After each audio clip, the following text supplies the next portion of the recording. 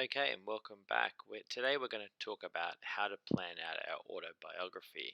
Before I start, I should apologize once again. I am in my headset and microphone, which you have all criticized so much, which I very, very much appreciate, but I'm going to stick with it. And secondly, I am not recording myself on this video. It is very, very late at night, and trust me, I would not like to scare you by using a video of what I look like right now. So let's just keep it to the screencasting for tonight.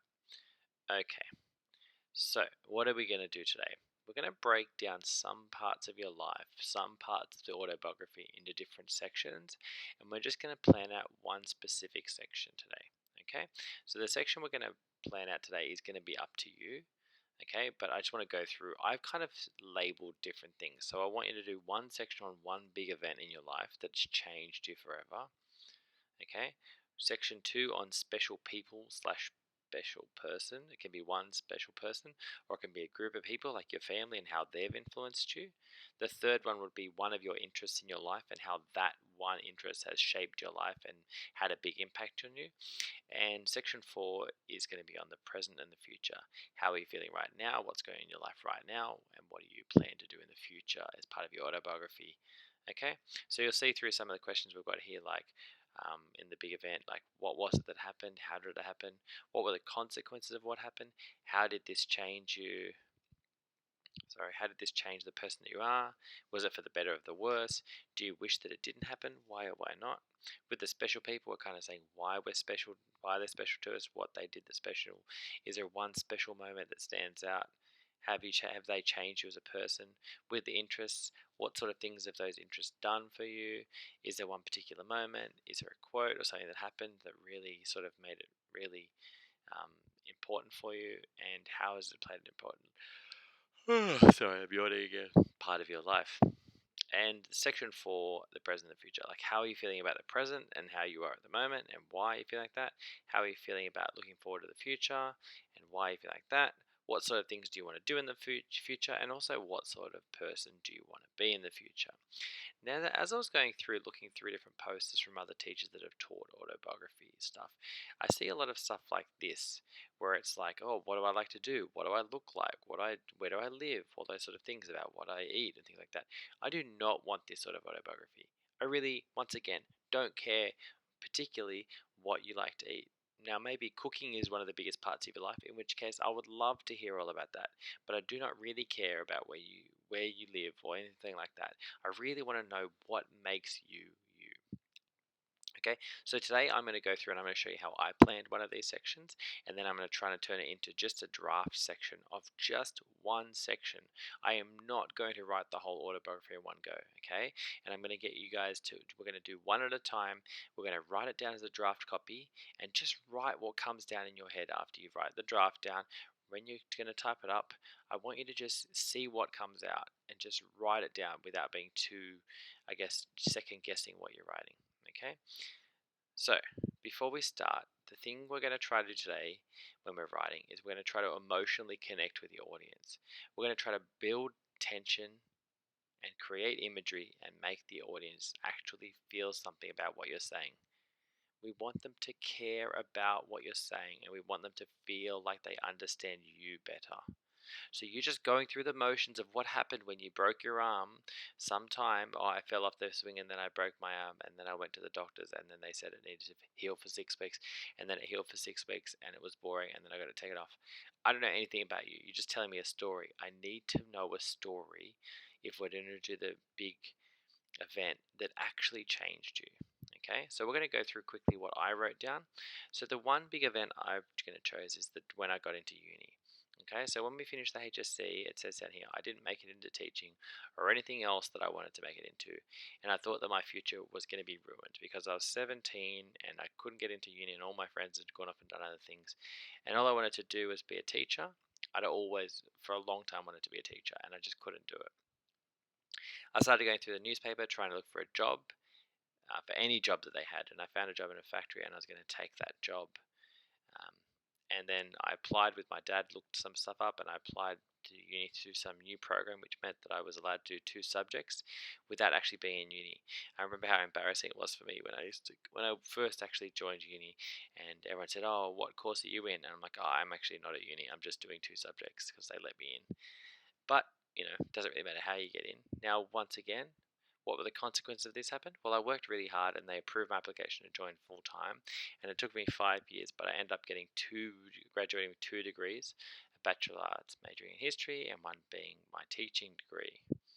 So this was kind of like a big event of like a hardship thing, of something where I was sort of down in the dumps, not really sure what I was going to do with my life, how this was going to go, and then just by, I guess, a bit of luck, but then also perseverance by me, I was able to come out the other side. So how did it change me? It was a real eye-opening experience for me. Almost having my dreams taken away definitely made me want it more, and I was never going to give up after that. So I can do it. And then I said it definitely did change me because I get to do my dream job now, and I worked my way up to the role of the assistant principal, and I love my job. Good spelling, Mr. West. Excellent work. I love my job. Do I wish it didn't happen? Oh, definitely. I definitely wish it had. I'm so glad it happened because I don't know where I would be if I had not had my application to trial uni on my two subjects part time. Okay. So I'm just going to take that one event. The reason I'm choosing that event isn't because it's the most important. Like, there are probably other big events in my life where I've been in car crashes, or people in my life have other big events that have happened. But I'm choosing that big event because I can justify that that event changed who I was. And that was a pivotal part of my life. So that's why I'm going to write it. So I've got my plan there. All right. And I'm going to turn it into my draft. And I'm going to think about making sure that I emotionally connect with my audience.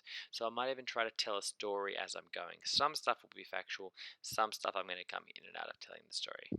All right. Okay, so yeah. So remember, we're just going to do one of those today. Okay, I'm going to come back to this if I need it to make sure I use my plan. All right. So as I checked the results on my computer. Sorry, once again, you have to watch me type horribly. I hate it. On my computer, I was resigned to the fact that I was not going to university. Let's put it properly. My lifelong dream to become a teacher had just vanished. Now I'm going to use a metaphor in the blink of an eye. Okay, so instead of my dream had gone, I'm trying to use some more imagery here. My lifelong dream to become a teacher just vanished in the blink of an eye. I sat shell-shocked,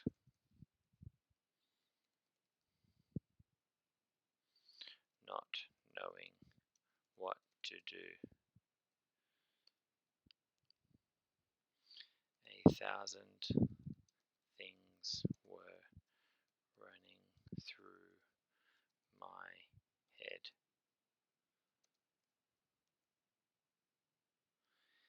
Um, could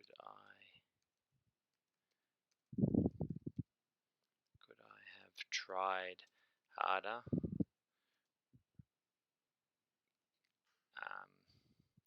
I wish I could go back and start the year again. Also, I might be saying, what am I going to do now?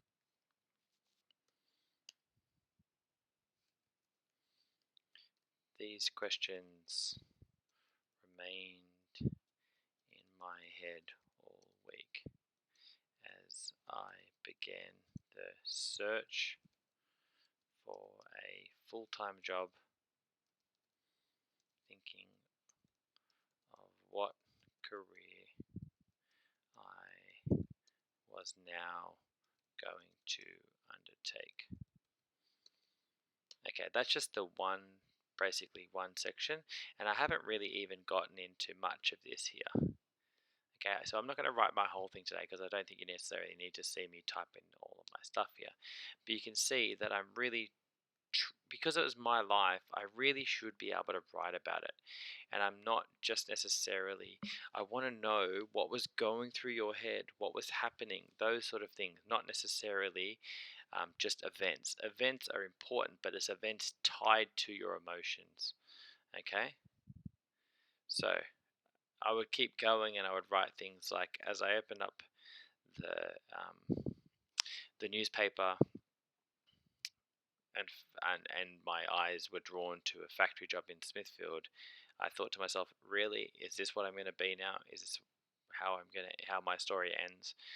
Um, in the next few hours, I got a phone call from the university who had accepted and I would go through, and then I would sort of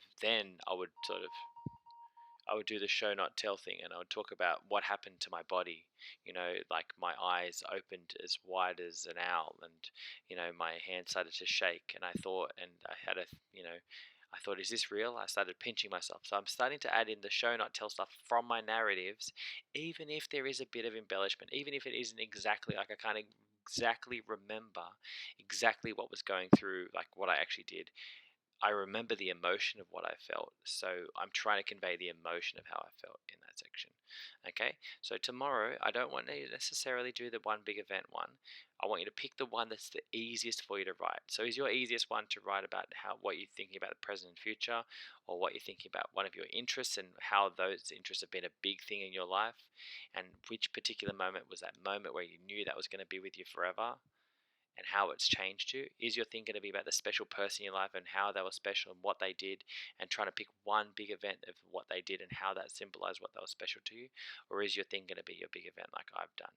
So I really, really don't think you should set yourself a goal as to how much you should write, but I would be saying to you, I want you to get caught up in this, in the sense of I want you to get lost in the writing of it and not think about, I just want to finish this.